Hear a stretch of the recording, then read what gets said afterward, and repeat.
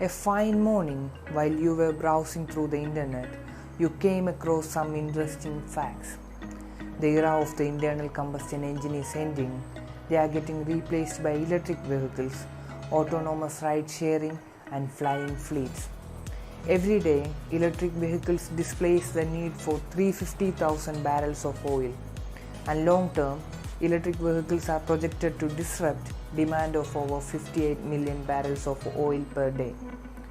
More than $1 billion have been invested in flying car companies. Uber is planning to demonstrate flying car capability in 2020 and have aerial ride-sharing fully operational by 2023.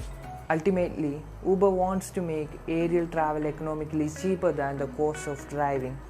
They are planning 40 mega-skyport strategically around cities that can clear 1 million passengers an hour.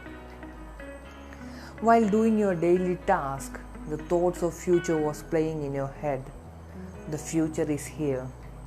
Conventional jobs are going to get replaced. Driverless cars are going to happen.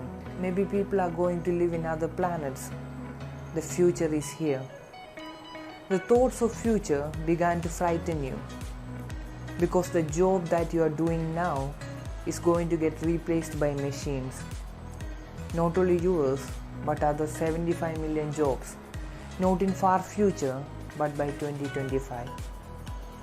But you are hopeful. According to World Economic Forum, 133 million new jobs are going to happen, and you are starting to get future ready. Fast forward to future, most of the conventional jobs have vanished. Machines are doing 75% of the jobs. Education is experiential. Students are learning history by revisiting the past with virtual reality. Aerial cars and high-speed transportation is part of daily life. Food is getting printed. Houses are getting printed. Vertical farming is feeding millions in cities in the most effective way. Sensors are all around. Nanobots are part of the body. And you are still living in this world, doing things that machines haven't learned yet.